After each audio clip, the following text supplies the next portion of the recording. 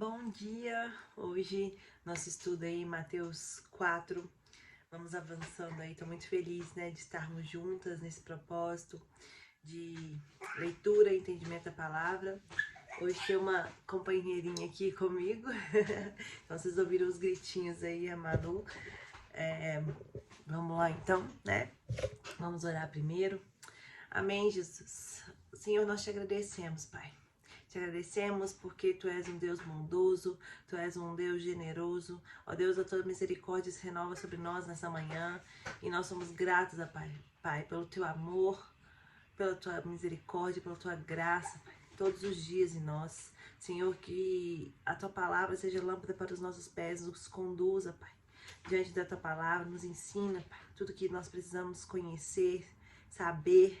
Nos dá sabedoria, Pai. Tua palavra diz que aquele que pede sabedoria, o Senhor concede de bom grado. Então, nos dê essa sabedoria, Deus. Que sejamos mulheres e homens segundo o Teu coração, que andam nos Teus princípios, na Tua palavra. Ó Deus, que o Senhor renove nossas forças nessa manhã. Traz um renovo sobre aquele que está cansado, desanimado.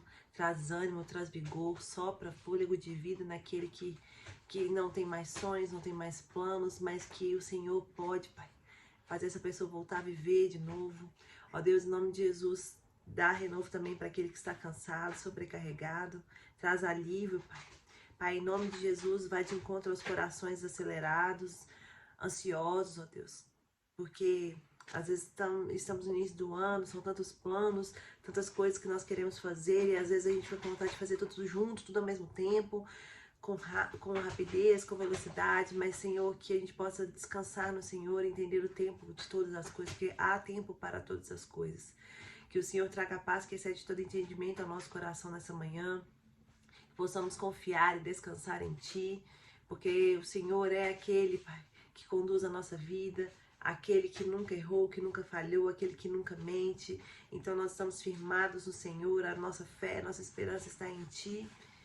E em Ti nós confiamos, Deus, e entregamos a nossa vida, o nosso coração, os nossos pensamentos, os nossos planos e sonhos, sabendo, Pai, que o Senhor, Pai, vai nos conduzir a cada um deles no tempo certo, da maneira certa, Pai. Nós simplesmente queremos ser parecidos com o Senhor, queremos conhecer mais de Ti, e por isso estamos aqui, Pai, nesse tempo de oração, de leitura da palavra, para conhecer mais de quem Tu és. Nos encher do Teu Espírito, nos encher das coisas espirituais. Pai, essa é a nossa oração em nome de Jesus. Amém. Então vamos lá, gente. No capítulo 4 de Mateus aqui fala sobre a tentação de Jesus, né? Quando ele é levado pelo Espírito para o deserto para ser tentado pelo diabo. Então, como eu falei ontem, um pouquinho, no início do capítulo 3 ali, quando Jesus é conduzido para o deserto, não é o diabo que levou, foi o próprio Espírito que conduziu. Então, isso nos mostra a necessidade, muitas vezes, de Deus permitir que sejamos levados a desertos, levados a sermos expostos a tentações para sermos aprovados por Ele. Deus às vezes, muitas vezes, Ele nos coloca à prova para ver onde está o nosso coração, para entender do nosso caráter. E Jesus foi aprovado em tudo isso, né? E ele foi tentado, gente, depois de 40 dias de jejum.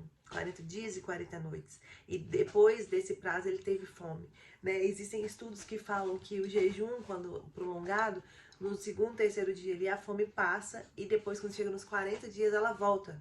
Então, Jesus estava no ápice da fome dele, né? Então, muitas vezes o diabo ele vem nesse momento, aonde nós estamos mais fracas, aonde nós estamos mais fragilizadas. Ele vem com a tentação justamente nesse momento, porque é uma brecha que ele encontra em nós, né? Às vezes é um momento onde estamos fracas espiritualmente, fracas fisicamente, mentalmente. Às vezes os nossos pensamentos estão abalados, nós estamos com o coração abalado, triste, deprimido, carente. Então, às vezes acontece alguma situação difícil ali naquele momento, então muitas vezes o diabo ele aproveita dessas circunstâncias para nos tentar, para nos fazer desanimar, parar, enfim, várias situações. Então ele veio nesse momento e Jesus ele foi tentado, gente, como um homem. Ele não foi tentado como Deus, ele foi tentado como homem, porque se ele fosse tentado como Deus, pra gente não faria muito sentido, porque Deus, ele não seria tentado ali pela própria carne, mas Jesus estava ali inteiramente como homem. Então ele nos mostra que em Hebreus 4:15 diz assim: como nós em tudo foi tentado, mas sem pecado. Então Jesus, mesmo com a natureza humana dele ali, ele foi tentado em todas as coisas, assim como nós somos todos os dias, e ele venceu sem pecado. Então ele mostra pra gente que é possível vencer a tentação sem pecar. Por quê? Jesus, ele sabia quem era. E o diabo, ele veio justamente para isso. Ele veio para atingir e colocar Jesus em dúvida sobre Deus. Porque ele era o filho de Deus, mas o Espírito o conduziu para o deserto. Então a primeira coisa que o diabo fala é: se és filho. Então ele justamente já ataca ali na identidade de Deus, para ele provar que era filho de Deus, né? Mas Jesus, ele sabia quem ele era e ele não precisava de provar para ninguém. Então ele falou assim: se és filho de Deus, manda que essas pedras se transformem em pães. A primeira coisa que o diabo atacou ali foi a identidade, quando ele fala se és filho, ou seja, botando em dúvida a identidade de Jesus. E também ele ataca a necessidade física do homem, né? A primeira coisa, quando ele fala de pão, ele está falando exatamente da fome, que é uma necessidade básica do ser humano, né? Mas nós somos carne, nós somos físico, mas também nós somos espirituais. Então, quando Jesus fala, quando ele responde assim, Jesus respondeu: está escrito, nem só de pão viverá o homem, mas de toda palavra que procede da boca de Deus. Ele estava dizendo que a nossa natureza humana, ela é controlada pela nossa natureza espiritual e não ao contrário. Nós não somos animais que vivemos apenas por instinto, carne, só a nossa vontade, mas nosso espírito, ele pode controlar os nossos desejos, sim, porque o nosso espírito está acima do nosso físico, ou seja, a vontade de Deus governa o nosso desejo e as nossas vontades. E não ao contrário, nós não somos animais que vivem só pelo desejo. E isso é o que o mundo prega hoje, né? O mundo prega que se você tem vontade, faça. Se seu coração pede, faça. Seja feliz, faça agora. Tem um desejo instantâneo, momentâneo. Aí para as mulheres e para os homens, né? Por exemplo, se você tem algum desejo sexual, por que não sair com homens ou com mulheres, enfim, e supra o seu desejo, é a sua vontade agora. Então, hoje, a realidade é que o mundo diz pra gente que tudo que a gente tem desejo, a gente pode fazer. Só que nós que vivemos segundo a palavra de Deus, porque nem de pão viverá o homem, mas de toda a palavra que procede da boca de Deus. Então nós vivemos da palavra que procede de Deus. Então nós cumprimos princípios, nós somos obedientes à palavra. Então a gente percebe que a gente não tem que fazer só aquilo que a gente tem vontade, mas fazer aquilo que Deus nos ordenou, né? Então não é só fazer aquilo que a gente quer. Nós somos guiados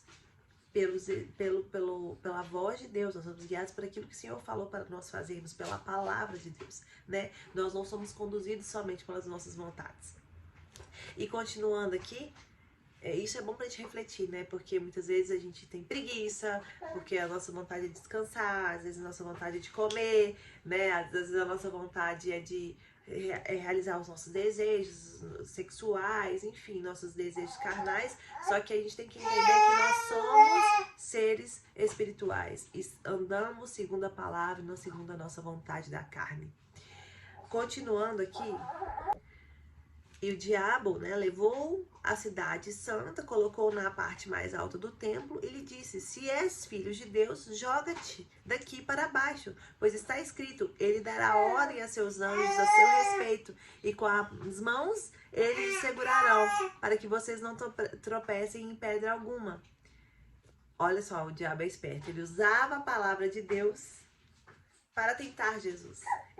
O diabo é conhecedor de toda a palavra, então ele vai colocar a palavra. Muitas vezes o diabo faz isso, gente. Ele pega a palavra e distorce o contexto. Então ele pega essa palavra em um contexto totalmente diferente. Então a gente tem que tomar cuidado com isso também, para não usar a palavra em contexto diferente para justificar pecado. E Jesus, com toda a sabedoria, né, ele respondeu: também está escrito, não ponha à prova o Senhor, o seu Deus. Então ele sabia que a gente não precisava colocar à prova Deus, no sentido de...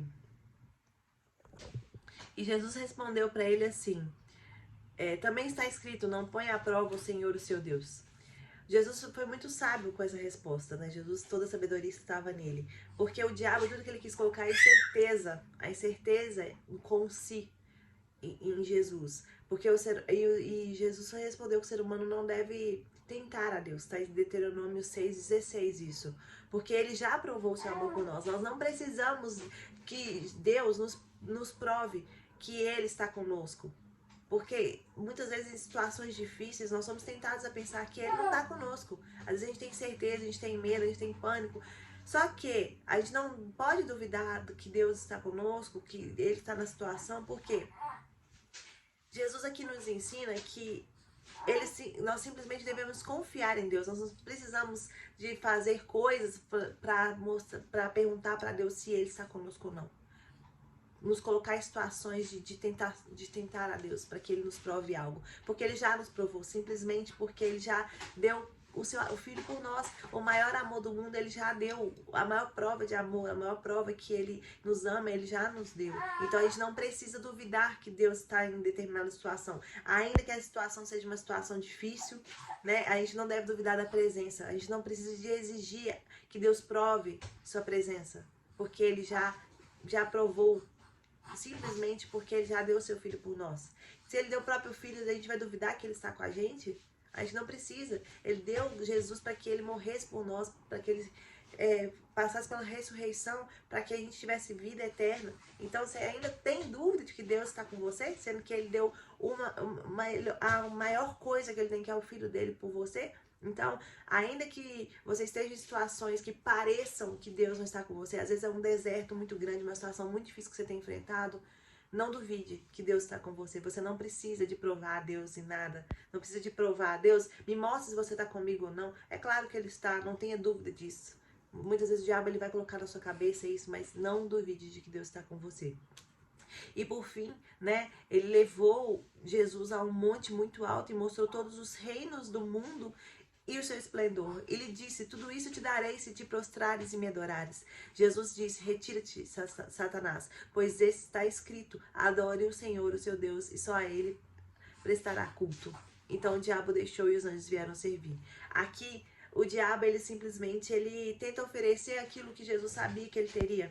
Ele simplesmente tenta adiantar as bênçãos de Jesus, porque Jesus sabia para que ele veio nessa terra. Ele sabia que a glória estaria com ele, que ele seria o rei mesmo. Só que o diabo ele tentou antecipar isso. Então, cuidado com propostas, com situações que muitas vezes tentam antecipar, encurtar caminho, porque Deus tem um processo, é necessário que nós passemos por um processo. Jesus nos mostrou isso. Aqui, ele poderia aceitar a proposta no sentido, tipo assim, de já ter tudo que Deus já tinha prometido para ele. Só que ele entendeu que ele tinha que passar por tudo que ele veio passar nessa terra, para alcançar as bênçãos de Deus para ele. Então, cuidado, bênção antecipada, ela pode ser, às vezes, uma maldição na sua vida, porque você não está pronto para isso. Jesus não estava pronto, ele não tinha começado o ministério dele, ele não tinha feito o que ele veio para fazer nessa terra. Então ele sabia que não era o tempo dele receber o reino, toda a terra, né? E outra coisa, o diabo queria adoração, é isso que ele quer roubar a adoração de Deus no nosso coração. Então cuidado com o que você adora, cuidado com o que você coloca na frente de Jesus, no lugar de Deus da sua vida, porque o diabo ele quer isso, ele quer tirar a adoração de Deus da sua vida. Então que Deus esteja em primeiro lugar na sua vida e ele é o único que nós devemos adorar e nada mais. Então, quando Jesus foi aprovado porque ele rebateu o diabo com a palavra, então todas as vezes que nós formos tentados, lembra a palavra, nós vamos usar a palavra. Toda vez que o diabo tentar colocar dúvidas na sua cabeça, vai lá na Bíblia e lê aquilo que Deus já falou a seu respeito, lê aquilo que Deus fala a respeito de determinada situação. Não deixe o diabo plantar na sua cabeça mentiras, mesmo usando a palavra, muitas vezes distorcida em um contexto diferente. Corra na palavra e vê aquilo que Deus fala a seu respeito sobre aquela situação, porque isso é a resposta. Como nós vamos vencer as tentações? Lendo a palavra, se enchendo da palavra, andando na palavra. É isso que faz a gente vencer as tentações e sair vitorioso. E Jesus foi vitorioso e o diabo deixou. Então todas as vezes que nós resistimos à tentação, creia, o diabo ele vai bater em retirada, porque quando a gente rebate o diabo com a palavra de Deus, ele sai. Resistir ao diabo e ele fugirá de vós. Então resista nas tentações, resista, seja perseverante, seja firme na palavra. E aí diz que os anjos vieram e o serviram. Ou seja, existe um banquete de bênçãos para você, para te servir depois de ser aprovado, depois de você vencer as tentações. Então vale a pena resistir, assim como Jesus nos ensinou no deserto. Ele permaneceu em uma situação difícil, de fome. Ali Jesus estava na pior situação do mundo, mas ele venceu, ele resistiu. Tudo aquilo que o diabo botou ali, ó, um banquete na frente dele, tentou ele de várias situações, mas ele perseverou e anjos vieram e o serviram. É lindo ver, né, como Jesus nos ensina todas as coisas. Então, por isso que nós temos que ser mais parecidos com Jesus mesmo, porque em tudo ele venceu, em nada ele pecou. Ele resistiu a todas as tentações e ele não pecou em nada. Então, continuando aqui, né, aqui fala sobre quando Jesus começa a pregar. Ele ouviu dizer, né, que João tinha sido preso, ele volta para Galileia e ele começa a pregar o arrependimento. Então Jesus, gente, ele veio para isso, pregar o arrependimento e a salvação.